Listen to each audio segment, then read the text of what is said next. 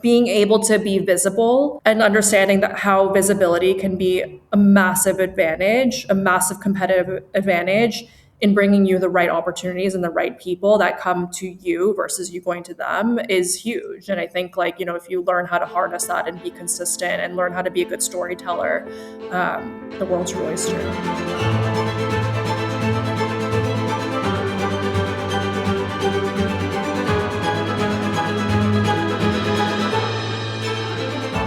Most hospitality commentary lives in one of two lanes. Either it's pure vibe, pretty properties, perfect lighting, not a ton of substance, the stuff you see all over Instagram. Or it's pure spreadsheet, cap rates, term sheets, and soul nowhere to be found. Something like you'd see on LinkedIn, perhaps. Nadine Choe somehow refuses that trade-off. She spent nearly a decade in real estate private equity, underwriting the kinds of marquee luxury deals most of us only hear about in whispers. Projects where building a hotel isn't just design and construction, it's air rights, city politics, patient capital, and financing structures so layered they feel like architecture in many ways. And then she walked away. She moved to Europe. She started putting her voice on the internet. She had a TikTok that went viral. She explained why certain lifestyle brands should become hospitality brands, and that really resonated with people.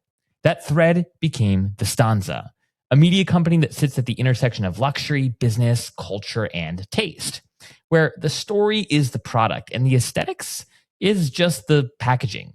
In this conversation, we go behind the curtain of how ultra luxury really gets built, why the flag matters more than what most people think, why some brands can command absurd rates without needing mass distribution, and why the future might belong to small, taste-led operators who treat hospitality like an art form.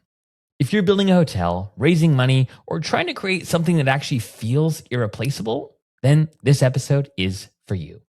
All right, friends, without further ado, get ready to meet Nadine Choe, founder and curator of the Stanza. All right, Nadine, we are live. Welcome to Behind the Stage. How are you doing this fine? I guess it's evening, probably in Milan at this point, but morning here in the States. How are you doing today? I'm doing great. It's a cold and gray Monday in Milan, but I also love when it's cold and gray because it's very moody. And how are you? I'm doing well. It is also cold and gray here in DC, and I'm with you. I feel like you, I feel like you get the excuse to just like work Work. Yeah, and hang out exactly. like inside. Yeah. There's not the Yeah. social pressure because the Yeah. weather's horrible as Exactly. there is sometimes. So I'm all about that, especially on busy Mondays, of which today is certainly one. Definitely. I'm with you. I have been following your newsletter for not as long, quite frankly, as I should have been, but over the last couple of months. And you know this probably even better than I do, but there are so many creators in this space. There are loads and loads of examples of people that have worked in traditional hospitality that have pivoted to content creation. There's folks like yourself who have a PE background and worked on the finance and ops side of things who are doing something similar. And this is true of like every industry, quite frankly. Now, from my personal perspective, of which I don't have to apologize for because it's my opinion, most of the time when people make this shift, it's temporary and it lasts for a season and then it dies down. And oftentimes it's just not quite like the content's just not quite good enough, right? And what I've been so impressed by, Nadine, is, and I read a lot of newsletters, I listen to a lot of podcasts because I'm a nerd in that way. But your style is so unique. It's so different. You're able to thread the like business, like savvy ops with like art at the same time, which is so hard to thread. Like some people are good at one and others are good at the other, but it's really hard to be good at both. So I'm just thrilled to be talking to you because I'm a fan of the Stanza. I'm a fan of the work that you do, and I'm excited to ask you just an array of questions, quite frankly, of how you got here, and then maybe even like more interestingly, like where you think this goes, where you think this industry goes. So thanks for taking the time to chat today. Thank you so much for the kind words. And yeah, I've been actually listening to your podcast for quite some time. I never connected the two, but you're a very prolific podcaster, and I know how much time it takes and how much work it is. So I applaud you for that. Oh, well, thank you. I appreciate that. So I want to dive in here. You have had an impressive career. You spent nearly a decade in real estate private equity, primarily structuring financing for projects like Aman Beverly Hills, all before launching your media company. I want to hear a couple of lessons or takeaways, maybe even just general insights that you garnered during your time at Kane that surprised you or challenged your thinking maybe on like how luxury gets built. People talk about it all the time. People are intrigued by it. Where everyone's excited when they hear about people that have raised a bunch of money. They're always curious about how something, I know how much something actually costs. But take us behind the scenes a little bit, like from your perspective during that tenure. What are some maybe sexy or not so sexy things that you learned during your time there? The number one thing that I learned is for these marquee super luxury projects, they require a lot of incredibly complicated financing structures. So, I Mm, mean, even just for the One Beverly Hills project, it's, well, first of all, it's a massive project. It's $5 billion in total cost, just for this parcel of land in the middle of Beverly Hills. That assemblage was once part of. I mean, it was all different lots at one point, and there was a gas station on Wilshire that we acquired during my time there, and that was like the final piece of the assemblage. So even just putting together the sites. And transferring the air rights from the neighboring Beverly Hilton over to the site. I mean, that whole process takes so long. You have so many different stakeholders, from the city council to the residents living nearby, and then obviously, there's just so many layers to big projects like that I think, from the outside, I can see now that there's press coming out about that project and they're teasing it more to the general public, with obviously Amon being the flag, that a lot of people maybe don't fully appreciate just how much time yeah. goes into that project. They started assembling that site long before I even joined Kane. And, when I joined Kane, we had just, finished or just about finished acquiring the gas station and then getting the entitlements. So these things are massively complicated. And it's interesting now, the type of capital that can come in and fund those types of projects. It's a very limited universe in Yeah. the sense that these investors have a longer hold period, or they can take development risk, and they can, if they need to be patient, they can be patient. So those are the I guess the two biggest lessons overall. And then I'll add a third, as a little bonus. But I think luxury hospitality in the development world, it's an art and a science, because you have to have the numbers pencil, right? You have to return capital to your investors. However, you do need to balance with delivering an experience that gives the perception of value, or actually just gives value to the end customer, to the end buyer. Yeah. um, so it's a fine balance. It's like an art and a science. It's very creative in all sense of the project, from structuring the capital and getting creative with the negotiation, and then obviously also with design and just the actual project, building the project itself. What, just for my general knowledge, at what point does the flag come into the conversation? Right? Is that really really early? Is it in the middle? Is it kind of close to the end? Give me a sense for that. That's a great question. So for us, I mean, we had a different. So just to give you context on Kane International, so Kane Please. is a real estate investment company that is a subsidiary of a company called Eldridge Industries. And Eldridge was founded by a guy named Todd Bowley, who was the former chairman at Guggenheim.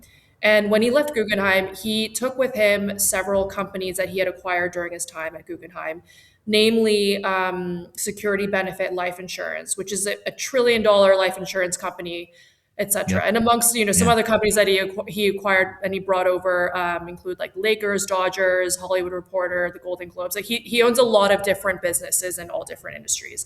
So the reason why Kane was able to do these more like high risk, ultra luxury developments and branded residences and things like that is because we had a balance sheet that was funded by security benefit life insurance. So we had a very different Mm, structure.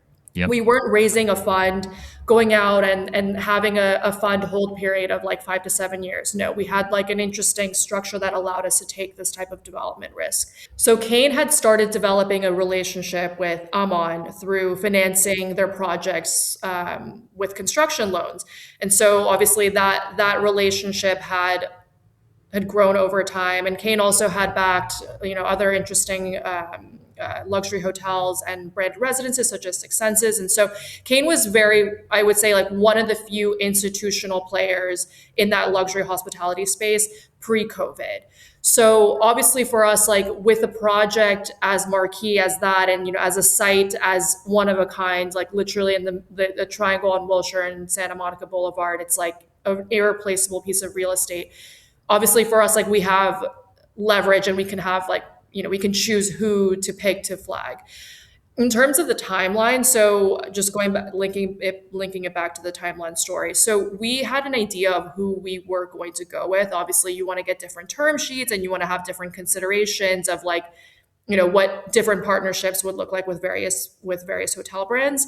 Um, I believe Amon came in around the time of entitlements before we went to go out and raise pre-development capital, because typically when lenders and equity investors, equity investors look at hotel developments, the first question that they're going to ask is who's managing the flag, Yep. or Yep.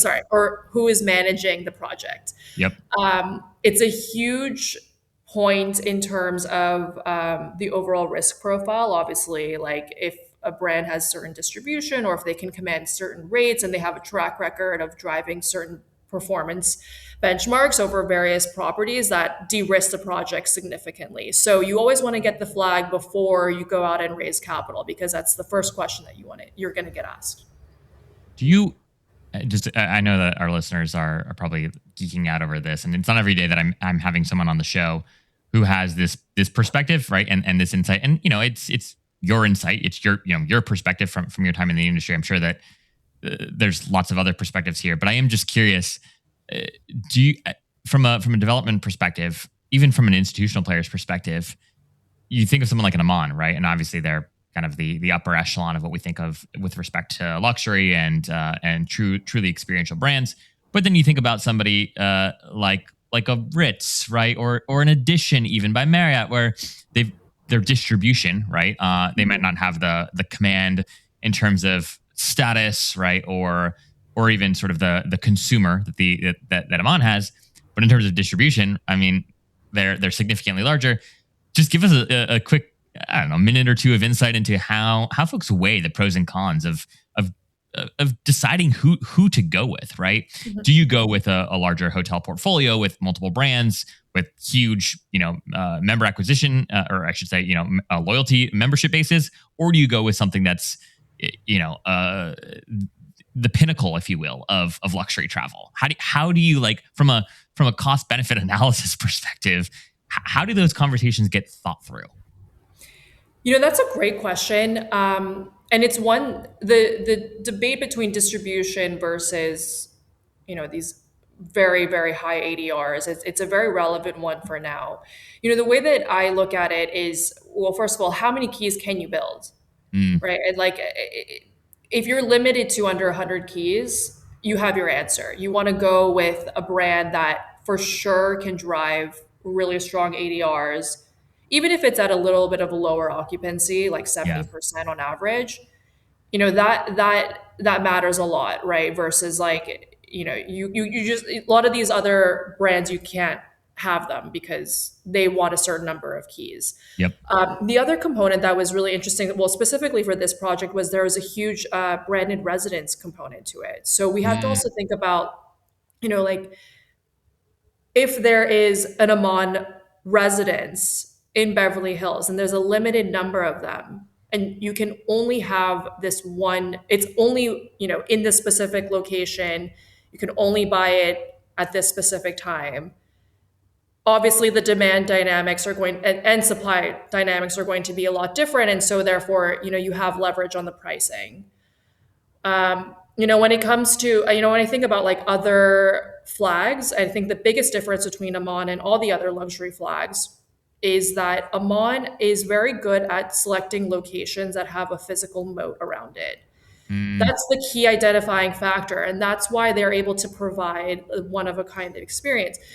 When you think about like Ritz and Four Seasons and any of those other major luxury brands that you mentioned that have this insane distribution, they kind of are plug and play in various different buildings. Like as long as it's beautiful and it's a major CBD and a tier one market, like you could more or less find one of those brands to manage your yep. property.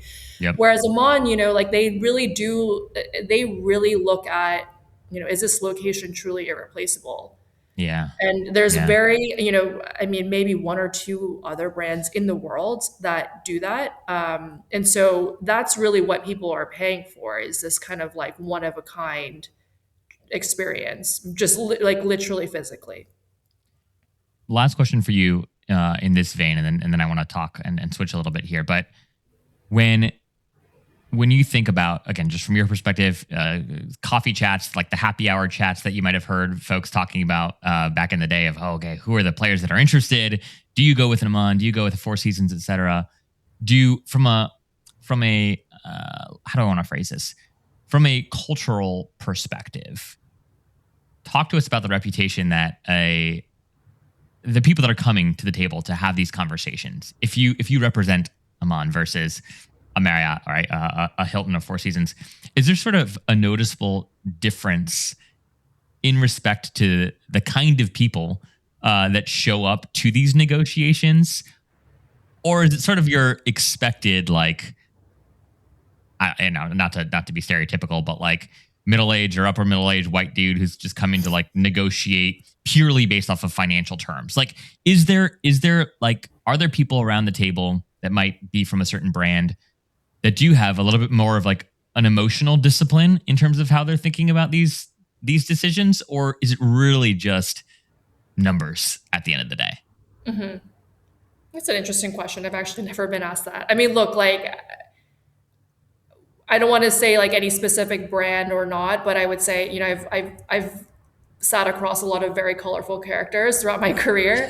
As as luxury hospitality does tend to attract interesting, colorful personalities. I think, going back to the chain versus the more like specialized niche hospitality product, I think the personalities that lead those brands are probably in tandem with the perception. So, like any of those large, high distribution brands, they do have more of a corporate established structure. They do everything by committee, whereas, a more niche operator that's a smaller company and, mostly remote or slash international team, they may be a bit more nimble, and they Yeah. might work more off of like personal relationships and real personal relationships, like they're people going to dinner together, etc., on a regular basis. So yeah, I mean, I think those smaller companies tend to have more nimbleness and ability to move quicker.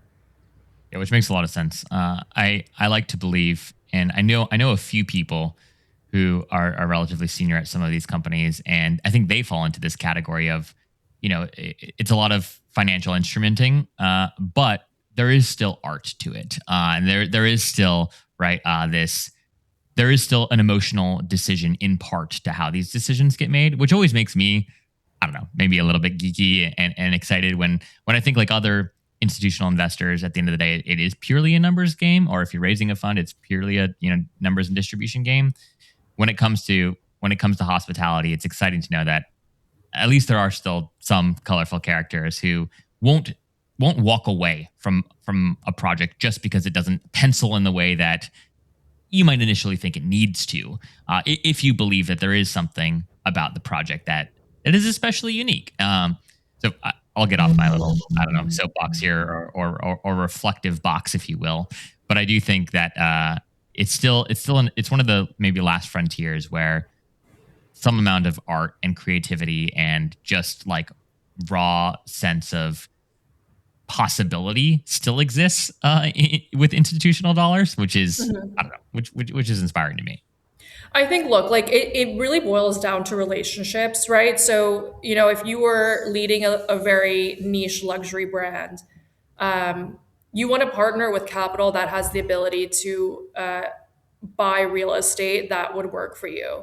Yeah. And sometimes you might give some leverage away in a negotiation because it might mean you get to plant a flag in a highly competitive market where there aren't that many buildings that would work for you. So, or you get access to a future pipeline. It's all about long-term strategic thinking, especially for brands that are charging, ADRs and the 2, 3, 4 thousand euro or dollars a night. You really have to think about the long-term play. Yep. Yep. Well, I want to shift a little bit here, Nadine, because a couple years ago, you posted a TikTok that went viral. And I believe, you can correct me if I'm wrong. I believe that this was a moment, maybe not the moment, but at least an influential moment in your decision to launch the Stanza. Can you just take us back to that TikTok? What were you doing? What was the TikTok? Like, why did you do it? And was this sort of the first step towards building the Stanza?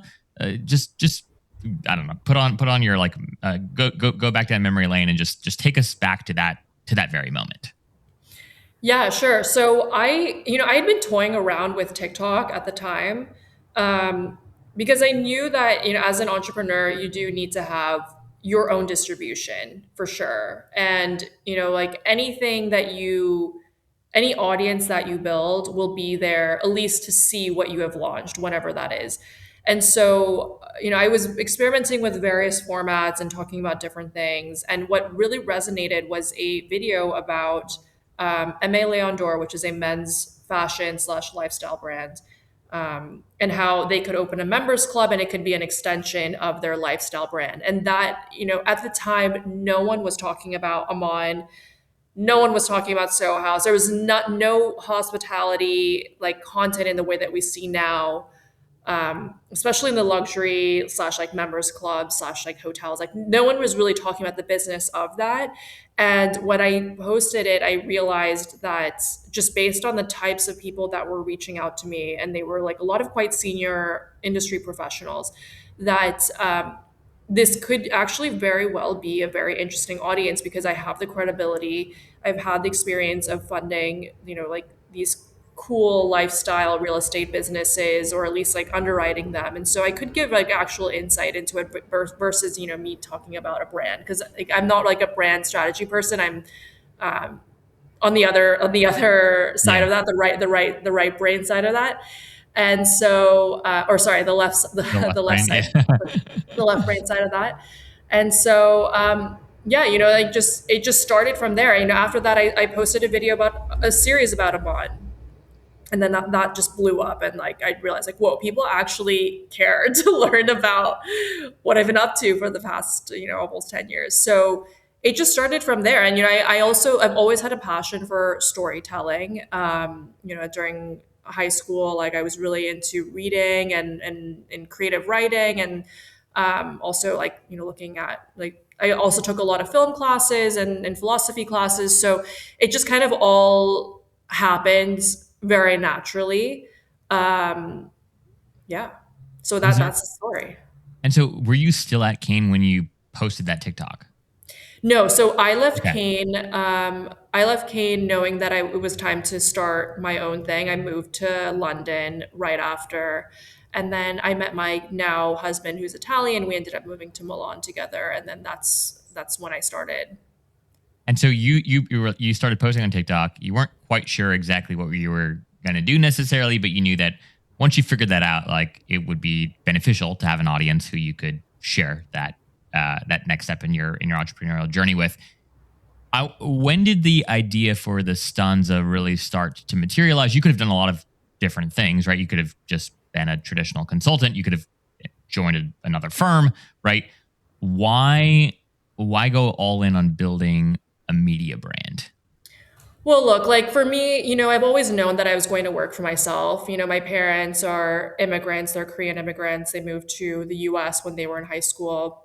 So for me, like once you reach a certain level as an employee, I'm sure you know this, you're self-employed as well. Once you reach a certain level where you're like, I've paid my dues and I'm ready to take a real risk and bet on myself, you have to go all in and you have to just be scrappy and you have to figure out how to make it work for yourself. And that's a very exciting period of anyone's life if they're going through that and listening to this right now. I think I saw very early on, almost immediately after I posted that video, the value of putting my voice on the internet. And it was a very, very scary step for me. And I'll tell you why, Zach, because when I so before Kane, I mean, I've always worked for like SEC registered advisor, so there was very strict rules around having an online presence. I've Mm, always been a very private person, and even now I don't really show my face. I'm not so like, you'll never know what I did like day in my life or whatever. You'll never know like what I'm really up to. You just know what I talk about. And so that learning curve was really hard, or I should say, like that mental getting over a curve, if you know what I'm yeah. saying, Yeah. was really difficult at first. But I saw the value of having a voice online and having a platform. I mean, just the types of people that I've been able to connect with who respect and take value from what I put out there has been absolutely incredible. And I think like there's only, as an entrepreneur, going back to the point of like having distribution, but also it's just being able to be visible and understanding that how visibility can be a massive advantage, a massive competitive advantage in bringing you the right opportunities and the right people that come to you versus you going to them is huge. And I think like, if you learn how to harness that and be consistent and learn how to be a good storyteller, the world's your oyster. One of the things what caught my eye, quite frankly, and I mentioned this at the top of our conversation, that because I'm a nerd, I plug into lots of different podcasts and newsletters in the space, right? And Instagram accounts, is that, you know, your content's it's not flashy, right? That it's not sort of the, for lack of a better terms, maybe the standard aesthetic that you would expect from a hospitality newsletter and or Instagram account, right? Like your Instagram account, for instance, right? It's your grid is like a bunch of like purple squares with like white text on it, right? Which is like, has some provocative yeah, question, right, or thought, right? And then there's beautiful carousels that you can scroll through, etc. But it's a very intentionally different aesthetic than, let's just plug the sexiest looking hotels onto, my grid here and then have the story follow. I'm sure all of this is very intentional. It feels, as someone who, I don't think I have, like, to be honest with you, I don't think I have great taste. I think I aspire to have great taste.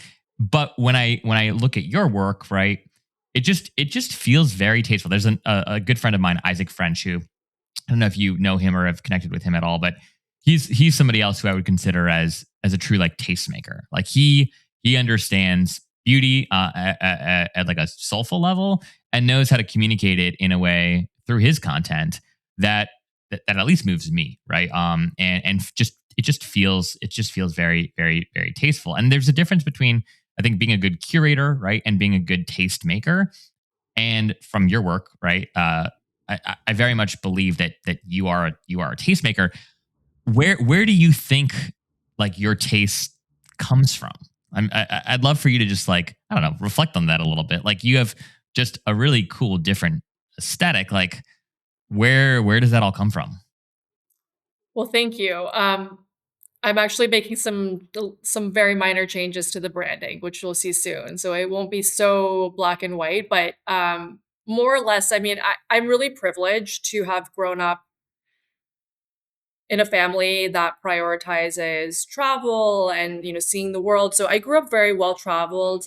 My parents were taking me to the opera in Paris and Vienna and taking me to museums and seeing different restaurants and staying in beautiful hotels since I was really young. And so I was very exposed to that. I've always just been like obsessed with beauty and art and like all things like like visual and sensual and tactical. Um, and also like just naturally, I've always been a good host. I always love hosting friends. I love to cook for people and like set a beautiful table. It's like something that my a lot of my friends know me by. And now like I've also like lived in a lot of different big cities, which has been also a huge privilege. So, I grew up in LA, went to boarding school in Massachusetts, and so I spent a lot of time in New York as a teenager. And I had the privilege of going to school in London for university and, exploring Europe and traveling Europe during university and living in New York and then again in LA and now in Milan. And so, just by nature of being in those like highly uh, in cities that have cultural access has been hugely influential. And I would say, a lot of the stanza now is very inspired by Milan because Mm, Milan is not a flashy city. It is the architecture is very beautiful, but one of the best things about Milan is that when you open the gates to these residential buildings that are very unassuming from the outside, you have these incredible courtyards that look like, Italian classical parks from mm. like the 1800s. I mean, that's because they are from the 1800s, but they have these like fountains and like, like hedges and um just to be surrounded by that kind of beauty and like the type of layering and the detail that goes into this the way that this city has been planned has been really inspiring to me. And so yeah, I mean, long-winded story of that's where I get my or that's what influences me in the stanza. I think what I'm excited to see the brand refresh or whatever you've called it, and how that plays out. And I think one of the things I appreciate most about folks who have been doing this being creating content, building a personal brand, whatever it is for some time, is there's always this tension between like, do you evolve the aesthetic, the tone, the style, right, or do you like keep it consistent because it's where you started? And I think sometimes when there's a shift, there can be like this backlash from like your early day like followers or believers. And I've thought about this a fair amount. And not that you asked my opinion, but like I think about where I was 5 years ago and how I thought and who I was, right? And then 10 years ago, and like I there's certain core parts of my identity that have of course stayed the same, but there's also like I wear different clothes right now. I Right. I I Right. think differently about things. I like to go to different kinds of restaurants now than I did 5 years ago, right? The cities I desire to travel to are the places I desire to travel to are different. And so you should be very much able to evolve like your Totally. an extension, right, of you, which is the stanza, right? In how you're evolving. And I think we should like celebrate creators that like, you know, take that risk because it's a really hard decision to make. And anyway, so I applaud you. I'm excited to see how it's how you do refresh. But I also just think it's really it's moving to see. I think at a high level, you've been able to really put the story or the observation right at the center of the content, right? Like that is the soul of the content, not like maybe less so than like the aesthetic. And I think most people optimize for the inverse, right? They Yeah. optimize for aesthetic and then like the story or the teaching point or whatever it is that they're trying to make is like okay, maybe, right? Even if it looks really pretty. And I know how risky that is and how just different that is. And so again, not that you need any of my affirmation, but I do really appreciate how you've built your brand. And I like it's again one of the few sources where I feel like I regularly get some a new thought, right? Or like, oh, that's an interesting perspective, or oh, that poll that you did trying to understand what your subscribers think about wellness, right? And building these sorts of brands, right? Those the comments you got back from people were like really interesting to me. And so I I uh I laud you for doing that. I want to kind of shift this like final part of our conversation here. A lot of people listening to this conversation are building their own hotels. They have dreams of building a hotel or a luxury residence, right? Or they've started in the short-term rental world and they built a few glass cabins, and now they're ready to like try to build a full hospitality brand and maybe take it to the next level. And the questions I get most from listeners are around, hey, how do I fundraise for this? Or I've got this beautiful vision. Here's my deck. Like, look at it. It looks beautiful. The project, looks like it might pencil, but there's this disconnect, I think, for many of them to try to understand what today's investor wants to see out of a project. And I know that this is like a really hard question to answer because there are so many variables and it's so nuanced. But do you have any insight into like what hospitality projects are getting funded right now? Is there a trend that you're seeing that institutional money is interested in? If you were to give, I guess, any sort of just piece of advice or encouragement to somebody who wants to raise capital for an experiential project that they're building, what would you say? What advice would you give? I think, I mean, this goes for anyone raising money for anything. I think the first thing is to realize capital raising is it's two parts. It's relationships and storytelling. So, obviously it's much harder if you reach out to someone that you don't know, or if you even if you get a warm intro, it's harder to have for them to have conviction in you. So I always tell people, like play the long game and don't try to start building relationships when you need the money. You want to have people like warmed and like knowing who you are, what you're about, and what you're capable of doing, and generally supportive of you before you go ask them for money. The second thing is, I see a lot of pitch decks because similar to you, I'm sure, you get a lot of people asking for your advice or your take. And so I see a lot of people sending me their pitch decks. And going back to the second part, storytelling, I would say most people, even if they're very accomplished and have done a lot of great things, I would say one big Achilles heel for a lot of people is communication and storytelling.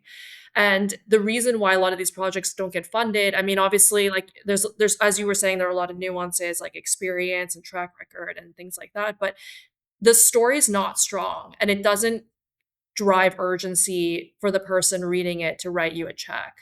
So, for anyone who's listening to this and is thinking of how do I raise money to, build my dreams, it's you really have to think about the story.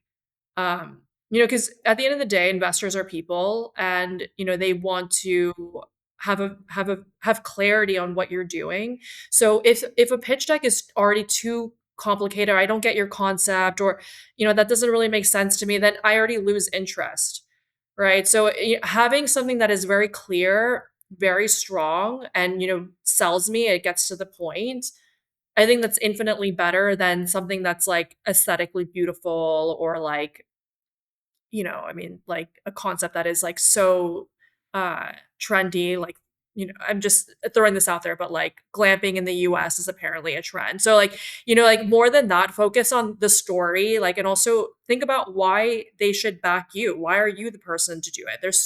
Hospitality has become so competitive now that there's so many people who think that they can do the next whatever brand. But the reality is like you also have to show why are you what separates you from the rest? What's your competitive advantage? Is it your relationships or like your past experience, or you have particular access to a pipeline of deals that's very compelling to your investors. So think about that. And then just a third thing about capital raising, I should have said three things, but this is the bonus third.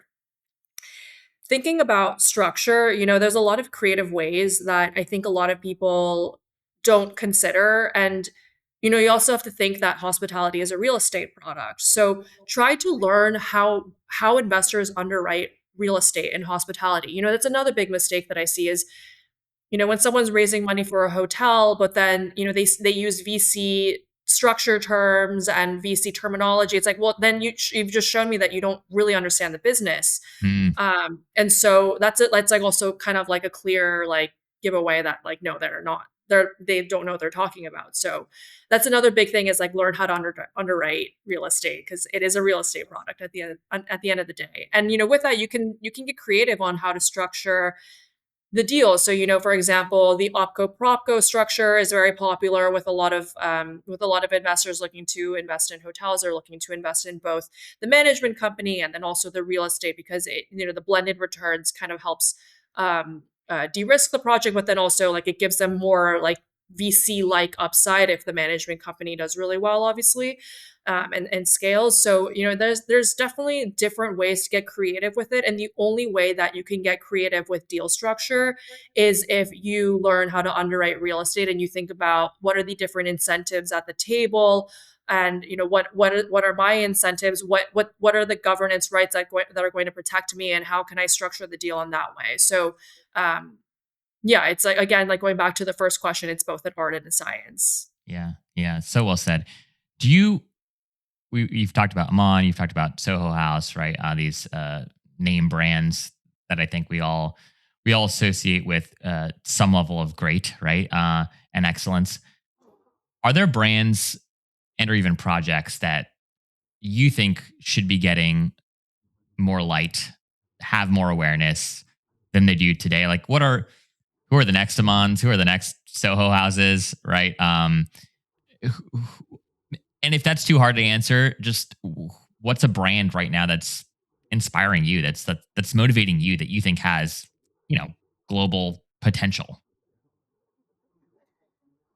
I think there is, well, in my mind, the answer is this brand called Les Orels. Les Orels is a French hospitality brand. They're opening their first hotel in Venice. So they're ultra luxury. I mean, Mm. two, three, four, five, like suites go for 30, 40,000 a night. So but it's small hotel, so small key sizes, in very privileged locations. So, they started with Orels in Courchevel. So that's the hotel that kind of made Courchevel what it is today. And then another marquee property of theirs is Le Grand Control, which is a palace in Versailles. And, as part of staying there, you get to have a private tour of Versailles. You can take a horseback riding tour of the gardens, and, you live like you're in that, living in the period of Louis XIV. So, they create these incredible, they're very good at brand storytelling in a very authentic and not a cheesy way. And I really think that that's so hard to do because of how much money is out there that you just want to like sell out. Yeah. But they do a really, really good job. And they're not family owned per se. They're like funded by a French media billionaire named Stéphane Corbett. So it's his hospitality group. But besides that, I'm always a fan of uh, independent, family owned hotels that do luxury at a very personal level. So, I mean, one of my favorite hotels like ever in the world is this place called Pasalacqua in Lake Como. Um, the family behind it, they've been in hospitality for three generations. They do an incredible job with not only like welcoming you with like the Italian warmth, but just like visually and experientially, just the details of what they do. It's just like absolutely incredible. And I think like, the world is just like, as a tangent, but I think the world is shifting towards two very big divergent roads. So you have the Soho houses, which is, it's nice, obviously. It's like, it's not a motel, it's not a hostel, but it's not, to me, like, I don't think that that's luxury. I think like Sure. they're very good at scale. They're very good Yeah. at providing value. You have a space everywhere you go in the world to travel to, bring out your laptop and like, go catch up with friends for drinks, or take a meeting. And then, like besides like the lifestyle segment, then you have the ultra luxury, which, as I mentioned, like the Les Orels of the world, or like these like, ultra luxury niche family owned hotels like Pasalacqua or Castello di Reschio, which you may have heard of in Italy. And then, yeah, I think like in terms of where I think the soul of hospitality lies, obviously, these smaller family owned niche, these brands run by people who like truly care about the guest experience and, have a genuine passion themselves and have the taste themselves. That would be my bet on like where the next, I don't know if it's a big, but because they're not big by nature, but I think in terms of desirability and like leading by example, I think that's where the Yeah. world is heading. I could not agree with you more. And so I'm excited to see how these brands grow too. Cause like there's, this paradox, right? Of like, well, if you do something great, you attract investors that want you to potentially expand. They give you a roadmap to expansion, and then oftentimes when you expand, you lose the great, Right. and it's so hard. And does uniques truly scale? Does differentiation truly scale? I think these are the questions that everyone's asking and trying to figure out right now. But I couldn't agree with you more. I've got three final questions for you, Nadine. And before we wrap, first, Ian Schrager. So you had him on your show, and am obviously a big Schrager fan. I've been fortunate enough to go to, I think, three editions, but I've only stayed in one. The one in Singapore, and obviously he's got public hotels now. They've been in the news lately with their new management partner. And anyways, I watched some clips of his interview. Was fully intending to listen to the whole thing, and I haven't gotten to it yet. But I'm curious, just what was like a big takeaway or your favorite moment in your conversation with somebody who I think is quite legendary in respect to brand building and differentiation, at least in recent years. Mhm. Well, look, I think Ian Schrager, he started at a very different time. He started when building is in New York cost a fraction of what they do now. And it was just culturally a different time. But I think the main timeless takeaway for anyone building a brand that's consumer facing is, like, don't be afraid to be authentic. Like Ian Schrager, his hotels aren't for everyone, but that's the whole point. And I think that's Yeah. why they do really well because they capture, a very specific type of energy in people. And it's not for everyone, but for the right person, it's everything. And that's why he's had this incredible like magnetism, is because he's very authentic. He knows who he is. He knows what he likes. He doesn't care if you like it. And I think like it's a very important lesson for a lot of these like lifestyle hotels that are trying to be one for everyone, because I'm sure you see it. They're really trying to like gain as much distribution and attention and likability, and that doesn't really work out in the long run. I had a conversation with the partner that Ian had on the Marriott side of things as they were concepting and building Edition together. And one of the stories he told me on this show was that Ian walked into a room, and there was a bunch of Marriott execs and probably, Edition folks too in that room. And he went and grabbed a couple of pencils from, I don't know, just like a jar or whatever that was sitting on the table, and they were in an Edition property. And he was complaining to the staff that the way that the pencils were sharpened weren't even across the board. Because I guess the two pencils that he had like pulled out, one was sharpened like slightly more than the other, and it like bothered him. And he apparently, like in the middle of this meeting, he was talking to the staff about how they need to be a little bit more diligent and focus on making sure that pencils are sharpened in the same way or the same fashion. I have no idea if that story is actually true or not, but it was a good story and like hilarious and I think indicative of everything that I've heard about him and his approach and his excellence. My next question for you, finally, what's just next for the Stanza? So you've amassed a following across your socials, across your newsletters. Like, talk to us, I guess, listeners here who have been impressed by your work and your story. Like, how do they give you money? How do they pay you? Like, how do they work with you? Can they work with you? Give us a sense for sort of the business that you're building. Yeah. So in terms of expanding, so the way that the stanza is designed is it's designed to speak to a very specific audience, and obviously it's hospitality and it's business. So a lot of people who are investing in hotels or like buying real estate uh, to convert to hotels, or people who are building hotels, whether it's on the corporate side or on the entrepreneurial side. So in terms of expanding, I don't care about having a million followers. It's never been a goal of mine. But what I do care about is the quality of the audience. And so I think, just my gut sense tells me that the expansion is more horizontal than vertical, meaning that I'm looking to expand into coverage of the industry in Asia and the Middle East, two regions that are very interesting right now. And so if you're listening to this and you are interested in writing for the Stanza, let me know. But that's where I'm heading in terms of the newsletter. In terms of the podcast, I'm currently in the thick of production season.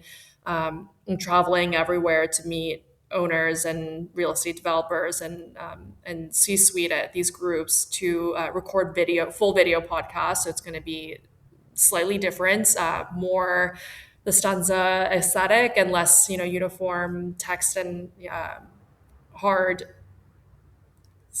I should say, like no vibe. It's just like it's going to be more. It'll be more branded. Yep. That's the short of it. So yeah. And then final bonus question: podcast or newsletter? Which one do you like doing more? I don't know that there's like either or. Obviously, the podcast is incredible because how else would you get an hour and a half of uninterrupted attention from someone who is incredibly busy and incredibly successful. And just like having access to those types of people is an incredible privilege. But also like I love writing. I've always loved writing, as I mentioned earlier, and I love like writing a letter. There's just like the concept of writing a letter to people that are interested in what I have to say, and I feel so incredibly lucky to have such an amazing audience that are all doing such cool things. And yeah, it's like it's an incredible. I've been saying this a lot throughout this interview, but it's such a privilege and such an honor to have the audience that I do. So I don't take it lightly, and I hope that people continue to find value in my work. Well, if you are not already subscribed to the Stanza, I highly encourage you to do. I'll have links in the show notes below. Everyone tuning into this conversation, also links to Nadine's social, so you can follow her wherever she is followable, if that's a word. And but Nadine, thank you so much for your work. Thank you for your time. Thanks for joining us for this conversation. Keep it up. It's certainly an inspiration to me, and I think what you're doing for the industry is pivotal, especially in this really dynamic moment that the world, quite frankly, is in. Yeah. So thanks for the time. Thank you so much, Zach, for having me.